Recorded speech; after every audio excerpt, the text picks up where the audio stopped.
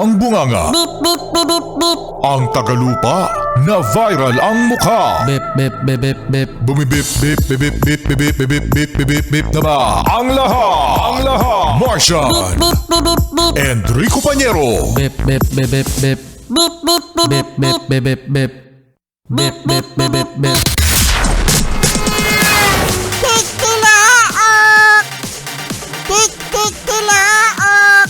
Beep, beep, beep, beep, beep. Ito na ang 101.1 Yes FM Balitang Hoy, yan no. Sa mga yes pre natin dyan na pumupunta sa ibang bansa para mag-tour o mamasyal, aba syempre mga yes pre na no, yan ay iyong sariling Ipon pera! Oo, correct ano, yung mga nagtra-travel ano.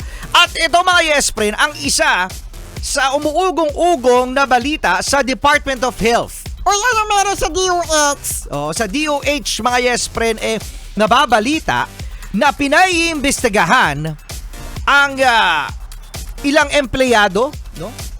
Pati na din ang kanilang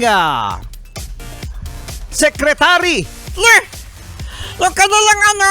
Oo, yung kanilang namumuno. Dahil ang kanilang health secretary na si Ted Herbosa kasama ang 14 na empleyado daw mga yes friend ay namasyal lang daw sa Switzerland para sa World Health Assembly. Talaga? Naglakwat! Yun ang sabi, naglakwatsa lang daw mga yes friend. Dahil ang mga kasama daw ni Secretary Herbosa no, sa Geneva, Switzerland para sa World Health Assembly na 14 ay wala naman daw parang kinalaman. Ano? Oo, no, diyan sa assembly na yan. At napag-alaman mga yes friend na gumastos daw ang gobyerno ng 5.26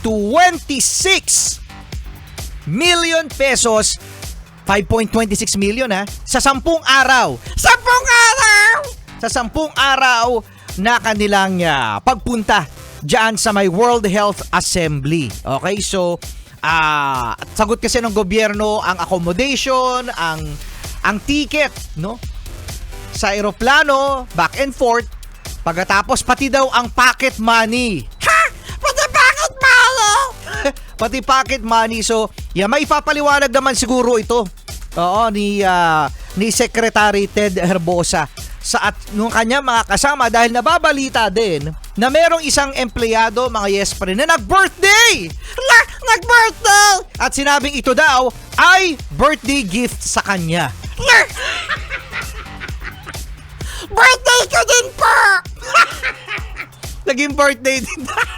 Naging birthday din ni Marcian. Oh, ayan yung ayan yung mga delegates, mga yes pre, na kasama ng ating otoridad kapag merong mga seminar, yung tulad yan, convention, World Health Assembly, mga malalaking mga pinuno ng kalusugan, mga otoridad pagdating sa health, mga yes friend, at Department of Health. Tama nga naman na pumunta dyan, no?